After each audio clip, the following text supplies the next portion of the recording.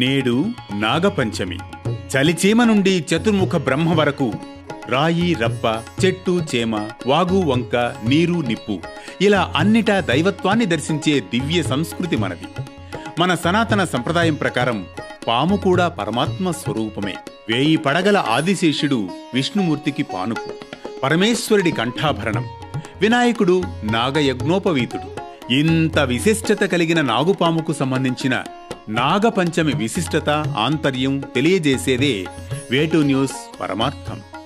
శివాభరణం ఘోరరూపం పంచ ఇంద్రియ తారకం, శివాభరణం ఘోరరూపం పంచ ఇంద్రియ తారకం.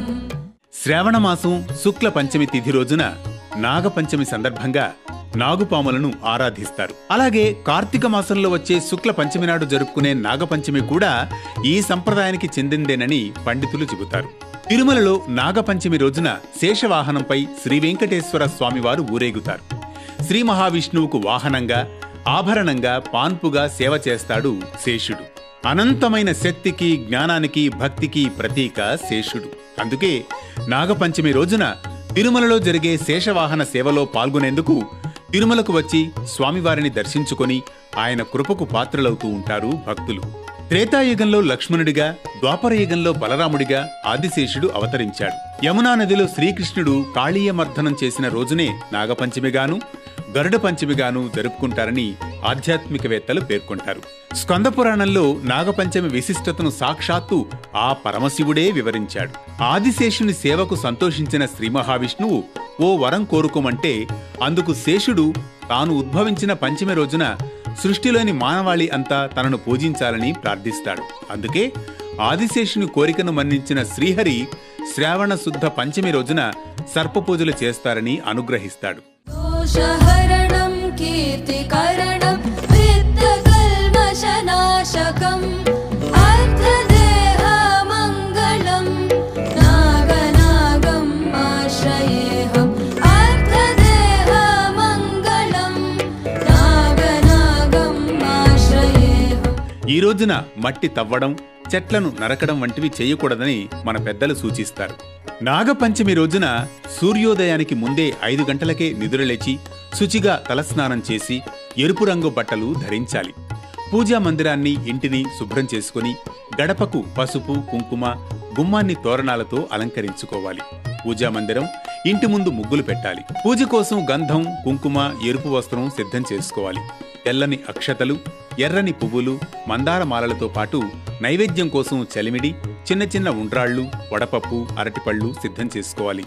2 ఎర్రటి మట్టి ప్రమిదలను తీసుకుని దూదితో 7 ఒత్తులతో నేతితో దీపం వెలిగించి ఉదయం 9 గంటలలోపే పూజను పూర్తి చేయాలి. పూజ చేసే సమయంలో నుదుట కుంకుమ ధరించి పడమర దిక్కున తిరిగి పూజించాలి. ఓం నాగరాజాయ నమః అనే మంత్రాన్ని 108 సార్లు జపించి పుట్టవద్ద నాగ ప్రతిమకు కర్పూర హారతులిచ్చి నైవేద్యం సమర్పించుకోవాలి.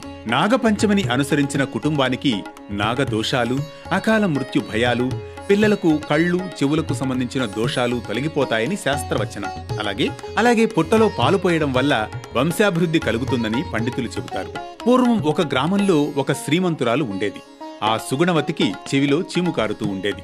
సర్పం కనబడినట్లు, కాటు వేసినట్లు స్వప్నాలు వస్తూ ఉంటాయి.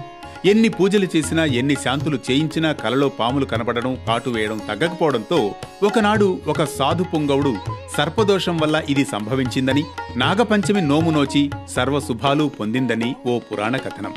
ఈ నాగపూజ వెనుక యోగపరమైన అంతరార్థం కూడా ఉంది.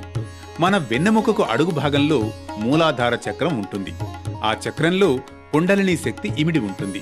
అది నాగదేవతగా ధ్యానంతో ఆ కుండలిని శక్తిని కదిలించి సహస్రారం వరకు తీసుకెళ్లిన యోగులు మహనీయులవుతారని, అది నాగశక్తిగా పేర్కొంటారు.